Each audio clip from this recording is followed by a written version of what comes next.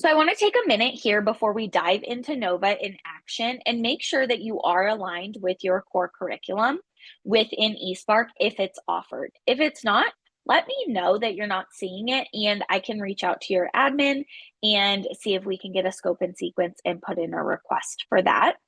So the first thing you're going to do is on the left side toolbar in your teacher dashboard, you will see either edit my curriculum or add my curriculum right here underneath find resources. And from there, when you click that button, it will open a new tab with our list of 71 curriculum that you can choose from. Select all that apply. If you don't have a phonics necessarily curriculum, but you want a scope and sequence that's built out for your grade level, you can choose our eSpark phonics, which kind of has our lessons completely built out there. You'll select all and any of your core curriculum that align and then click the Done button in the bottom right corner of your Nova. And then you are now ready to use that Nova feature. Let's take a look at Nova in action in our teacher dashboard. So in our teacher dashboard, once you have selected those resources, you may need to refresh for them to show up, but you will now see your selected resources as permanent buttons here in the left side toolbar underneath Find Resources.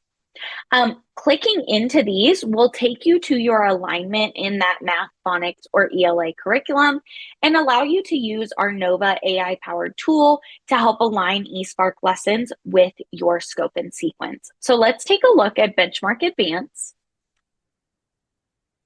Now I am aligned with my Benchmark Advance curriculum and using our Nova Teacher Assistant. I'm at a 3rd grade level. You're welcome to change that here, but it is just based off the 1 grade level that you chose when you set up your eSpark teacher account. From here in the drop-down menu, I will select the lesson or week of lessons that I'm currently working on with my students. And when I click that, it will automatically be sent over to our Nova Teacher Assistant. And now she is scanning our eSpark assignment library to find targeted lessons that directly align with the skills that you will be teaching in those lessons from Benchmark Advance, for example. So the really great part is she provides us with a little overview of what that scope and sequence may look like for Unit 2, Week 1.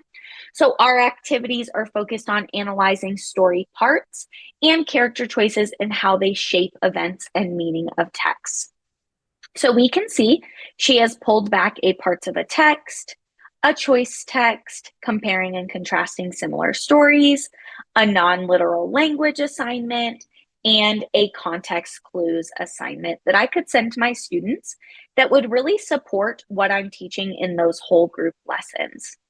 Additionally, at the bottom, she can provide instructional supports that can help you inside of eSpark or help take your eSpark lessons outside and to a small group lesson or a teacher-led mini lesson where we could create a quick activity, find how to use graphic organizers to support comparing and contrasting, or come up with an engaging way to introduce literal or literary language to 3rd graders. Scrolling back up, let's take a look at an assignment found from Nova and then how we can assign that to our students. So I'm going to choose this compare and contrast similar stories, and I'm going to click the preview button.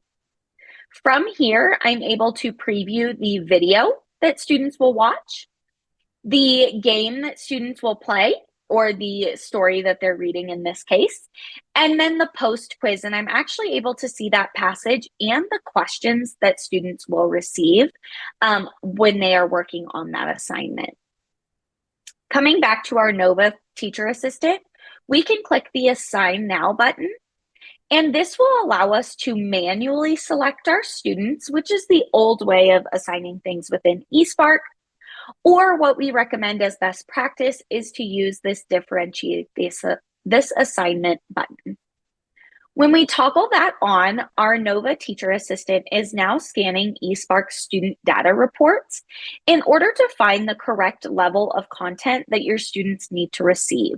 So like I had mentioned previously, she can create up to 3 groups based on my student data and what's applicable, and send out an on grade level, above grade level, or below grade level assignment based on where my students are at with their progress towards that skill within eSpark.